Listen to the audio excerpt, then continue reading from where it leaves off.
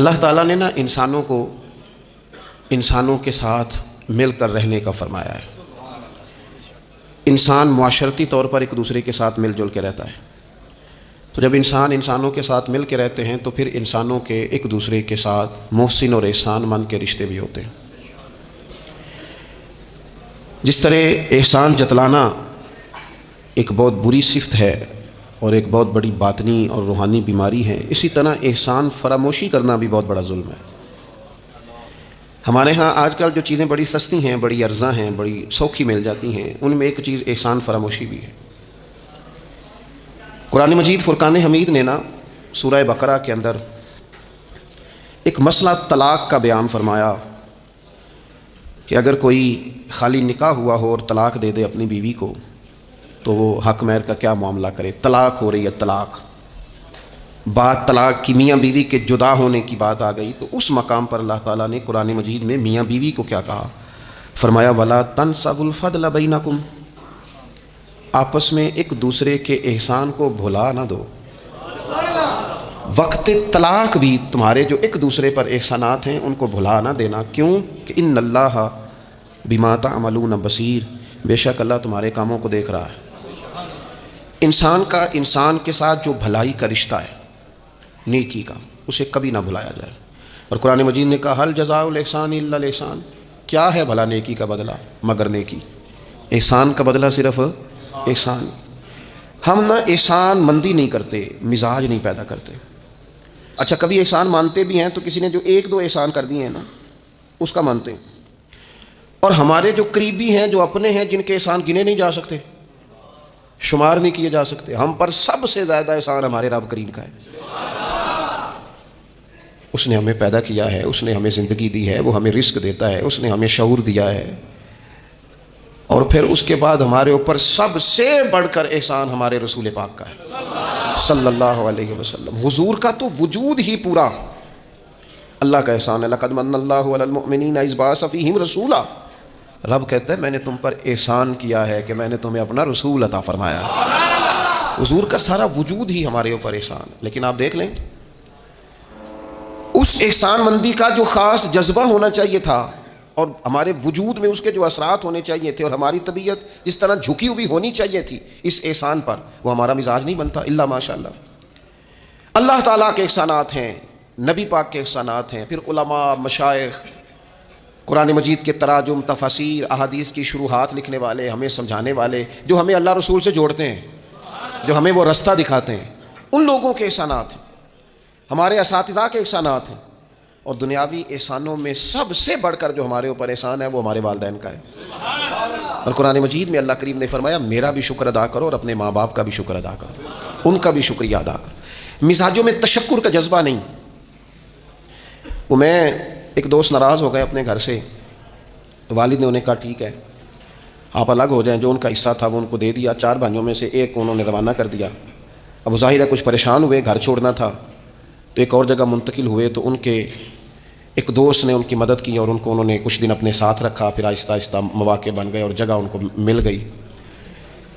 تو وہ میرے ساتھ گفتگو کر رہے تھے، تو ہم جو سادہ لوگ ہوتے ہیں، دیسی دیہاتی، وہ ہم نا ایک بات ہی پکڑ لیتے ہیں ساری زندگی، اور تصویر کا دوسرا رخ دیکھنے کو تیار نہیں ہوتے۔ کہنے لگے جی یہ میرا محسن ہے، اس نے اتنے دن مجھے گھر رکھا، کوئی 20-25 دن اس نے مجھے اپنے گھر رکھا، پھر اس نے میرے ساتھ تعاون کیا، پھر کاروبار چلانے میں میری مدد کی، پھر مجھے مکان لے کے دیا، 1-2 سال تک اس طرح اس نے مجھے سپورٹ کیا کہ میں ٹانگوں پہ کھڑا ہو گیا، اماں ابا نے تو مجھے نکال دیا تھا۔ اور ان کی وہ شکوے بھی بیان کرنے لگا، شکایتیں بھی کرنے لگا، تو میں نے اسے کہا کمال ہے نا، جس نے 20 دن گھر میں رکھا وہ محسن ہے، اور جس ماں نے 9 مہینے پیٹ میں رکھا اس کے بارے میں تیرا رویہ ہی بدل گیا ہے۔ آپ غور کریں گے اور سمجھیں گے اس بات کو کہ 9 ماں نے پیٹ میں رکھا، اور کیا دکھ سہے، کیا تکلیف ہے۔ اور میں نے کہا اس نے 2 سال سپورٹ کی ہے، اور یہ تو تیرا محسن ہے، اور جس باپ نے اتنی سپورٹ کی کہ تیرے 3 بچے بھی ہو گئے، تو وہ بس 1-2 منٹ میں تو وہ چپ کر گیا۔ میں نے کہا تمہیں یہ سپورٹ نظر نہیں آئی؟ ہم جو پیر صاحب تک پہنچے، ہم جو استاد صاحب تک پہنچے، ہم جو دوستوں تک پہنچے، ہم جو رشتہ داروں تک پہنچے، ہم جو اولاد تک پہنچے، ہم جو سسرال تک پہنچے، ہم جہاں بھی پہنچے، اس پہنچنے میں پہلا کردار ہمارے ماں باپ کا ہے۔ یہ پہلی درسگاہ ہے۔ میرے والد صاحب اپنا نام نہیں لکھنا جانتے تھے، میری اماں اپنا نام نہیں لکھ سکتی تھی، لیکن میں اپنے دوستوں سے کہتا ہوں کبھی مجھے موقع ملے تو 2 جلدوں میں کتاب لکھوں گا اپنے ماں باپ، میری والدہ کے بارے میں کوئی مجھ سے پوچھے کہ آپ کی اماں کیا ہے تو میں کہوں گا میری اماں میرے لیے یونیورسٹی ہے، میری اماں میرے لیے اتھارٹی ہے، اس لیے کہ اس گود کے اندر بیٹھ کے جو سیکھا ہے وہ کہیں اور سیکھنے کو نہیں ملا۔ میرے والد صاحب میرے لیے اسکول آف تھاٹ ہیں، میری سوچوں پر پہلا اثر ان کا ہے۔ ہم نا مطلب وہ نئے نئے رنگ، نئے نئے انداز، نئی نئی چیزیں دیکھ کر پیچھے ہم ہر چیز بھولتے جاتے ہیں اور نوے نوے نہ یار بنائیے۔ میں نہیں جے کو آکھنا اس لیے کہ میرا میاں صاحب سے یہ شکوہ ہے کہ تسی کمینہ ہی آگ چھڑیا ہے، یہ تو ثقیل لفظ ہے، صوفیاء ثقیل جملے استعمال نہیں کرتے، تو ثقیل ہے لفظ، یعنی آج کل بھی کسی کو کمینہ کہنا بڑا مشکل کام ہے نا، بندہ نالائق کہہ دے، بیوقوف کہہ دے، تھوڑا سا نا لفظ قابو میں ہے، لیکن کمینہ کہنا، لیکن میاں صاحب کہتے ہیں نوے نوے نہ یار بنائیے ایویں وانگ۔ او بھائی تھوڑا سا نا اپنے ماں باپ کے لیے بازو بچھے ہوئے ہوں، محبت ہوئی ہو، اور یار میرے رسول پاک کریم محبوب علیہ السلام معصوم آمنہ صلی اللہ تعالی علیہ وسلم، نبی پاک علیہ السلام نے نا فرمایا جس نے لوگوں کا شکریہ ادا نہیں نہ کیا اس نے اللہ کا بھی کوئی نہیں کیا۔ اگر تو کسی کا احسان مند ہی نہیں، اگر تو کسی کا مشکور ہی نہیں تو اللہ کا کیا شکر ادا کرے۔ حضور نے فرمایا جب کوئی تمہارے ساتھ نیکی کرے تو بہترین بدلہ دینے کی کوشش کرو۔ وہ بابا بلے شاہ صاحب نے نا کتے کی وفاداری کا بیان فرمایا ہے، اور بڑی سمجھنے والی بات ہے۔ بابا صاحب کہتے ہیں کہ کتا جو ہے نا اس کے ہم مالک ہیں، تو ہمارا بھی تو کوئی مالک ہے نا۔ فرماتے ہیں ایک روٹی کتے کو ڈالتے ہیں، دوسری مانگے تو کئی دفعہ لوگ جوتا بھی مار دیتے ہیں، لیکن خود مالک جو ہے کتے کا وہ پنکھے کے نیچے، اے سی کے نیچے سویا ہے، اور کتا جا کے صبح کسی درخت کے نیچے سوتا ہے، اور ساری رات مالک سویا ہوا ہے، یہ پہرے داری کر رہا ہے، اور کسی کو بھی اس کے گھر میں آنے نہیں دے رہا۔ کہتے ہیں تو کتے کا مالک ہے تو تیرا بھی تو کوئی مالک ہے نا۔ تو راتی جاگے تے شیخ صداویں، راتی تے جاگ دے کتے تیتھوں اتے، مالک دا در مول نہ چھڑ دے۔ وہ 4 سال بیماری آ جائے تو لوگ معاذ اللہ اللہ کے شکوے کرتے ہیں، اور تو جوتے مارتا ہے تو تیرا جانور تیرے گھر سے جانے کو تیار، لوگ بوری میں ڈال کے بند کر کے چھوڑ آتے ہیں، اسے پتہ ہے مالک چھوڑ گیا ہے، لیکن گھر آنے سے پہلے بلی پھر آ جاتی۔ راتی جاگیں تو شیخ صداویں، راتی جاگ دے کتے تیتھوں اتے، مالک دا در مول نہ چھڑ دے۔ پاویں مارو 100 جتے، ایک برکی دا قدر پچھانن، پاویں مالک ہو من ستے۔ اے تیتھوں اتے رکھا سکھا کھا، دنے جا رکھاں وچ ستے، تیتھوں اتے اٹھ بلیا چل یار منا لے، نہیں تے پھر بازی لے گئے نہیں کتے۔ اٹھ بلیا چل یار منا لے، نہیں تے بازی لے گئے جنہاں تناں وچ عشق نہ رچیا، کتے ہونا تھی چنگے۔ اور ویکھو نا مالک دے کر راکھی کر دے صابر بھوکے ننگے۔ اپنی زندگی میں کچھ مزاج شکر والا۔ نبی پاک علیہ السلام نے فرمایا جو تم سے نیکی کرے اسے اچھا بدلہ دینے کی کوشش کرو، اور حضور فرمانے لگے اگر بدلہ دینے کی طاقت نہ ہو تو پھر اس کے لیے دعا کرو، اور اتنی کرو اتنی کرو اتنی کرو محسن کے لیے دعا کہ تمہیں یوں لگے کہ تم نے حق ادا کر دیا ہے، پھر اس کے لیے دعا کرو، اپنے محسنوں کا شکریہ۔ اور یارو میرے نبی پر کوئی احسان نہیں کر سکتا، لیکن میرے رسول پاک صلی اللہ علیہ وسلم سے جس نے تھوڑی سی بھی محبت کی نا، مدینے والے لینے گئے میرے نبی پاک کو ہجرت سے پہلے، تو حضور کے چچا حضرت عباس رضی اللہ تعالیٰ عنہ حالانکہ ابھی کلمہ نہیں پڑھتے تھے، وہ کہنے لگے مدینے سے لینے آنے والوں، نبی پاک یہاں بڑے معزز ہیں، ان کا بڑا اعزاز ہے، اگر تم محبوب کی حفاظت کر سکتے ہو تو پھر لے کے جانا۔ تو اہل مدینہ نے کہا کہ آپ ایک دفعہ بھیجیں تو صحیح، ہم تو اپنے اہل خانہ سے بڑھ کر حفاظت کریں گے۔ یہ باتیں ہو رہی ہیں، ایک انصاری تھے حضرت ابو الحیثم، اٹھ کے نا حضور کے قریب گئے، کہنے لگے یا رسول اللہ ایک بات کر لوں؟ حضور نے فرمایا کر لو۔ عرض کی حضور ہمارے جن سے بھی تعلقات ہیں ہم سب سے بگاڑ لیں گے، حضور ہم صرف اور صرف آپ کی غلامی کریں گے، لیکن ایک ہلکا سا ڈر ہے، اگر اجازت ہو تو عرض کر لوں؟ حضور نے فرمایا کرو۔ عرض کرنے لگے یا رسول اللہ کل کو اگر آپ کو غلبہ ملے اور اللہ کے فضل سے ملے گا تو پھر ایسا نہ ہو کہ آپ اپنی قوم کی طرف لوٹ آئیں تو پھر ہم سے یہ فراق یہ بچھوڑا سا نہیں جائے گا، حضور پھر آپ واپس تو نہیں آئیں گے۔ تو حضور نے ان کی بات سنی تو حضور مسکرا پڑے، فرمایا مدینے والوں سنو، کبھی نہ بھولنا میں تم میں سے ہوں اور تم مجھ میں سے ہو، چھوڑ کے کیوں؟ ہمارے ایک بزرگ سے کسی نے کہا تھا او تم لوگ مدینے زیادہ رہتے ہو، حالانکہ نبی پاک نے تو مکے میں زیادہ وقت گزارا ہے، 63 سالہ عمر مبارک میں سے 53 سال مکے میں گزارے، مدینہ طیبہ میں تو صرف 10 سال گزارے اور تم ہر وقت مدینہ کرتے ہو۔ وہ کہنے لگے جا کے اپنا کیلکولیٹر ٹھیک کر، تیرا یہ فلسفہ بھی ٹھیک نہیں، نبی پاک نے مکے میں 53 سال گزارے ہیں اور مدینے میں قیامت تک کے لیے ڈیرا لگایا ہے، جا کے کیلکولیشن ٹھیک کر۔ حضور نے فرمایا رہنا بھی یہاں ہے، دفن بھی یہاں ہونا ہے، قیامت میں اٹھوں گا تو میری قبر بھی مدینے سے کھلے گی۔ مدینے والوں نے نا ایک دفعہ پھر ایک موقع آیا، مکہ فتح ہو گیا. تو فتح مکہ کے بعد نا ایک جنگ تھی, اس جنگ میں نا کچھ مال غنیمت آیا. تو نبی پاک علیہ السلام نے وہ مال غنیمت, یہ ایک مؤلفۃ القلوب قرآن پاک کی اصطلاح ہے, تالیف قلب کے لیے مال دینا. تو مکے کے لوگ مسلمان زیادہ ہوئے تھے, نئے ہوئے تھے, حضور نے مال زیادہ دیا, صحیح حدیث میں موجود ہے, زیادہ مال ذرا محبوب نے ان لوگوں کو دیا. تو ایک دو نوجوان انصار مدینہ میں سے کہنے لگے ابھی تو ہماری تلواروں سے اہل قریش کا خون ٹپک رہا ہے اور مال انہیں زیادہ مل گیا. تو حضور نے خیمے میں اہل مدینہ کو جمع فرمایا, فرمایا تم نے یہ بات کی ہے؟ سچ بولنے والے لوگ تھے. عرض کی حضور ایک دو جوانوں کے منہ سے نکلی ہے.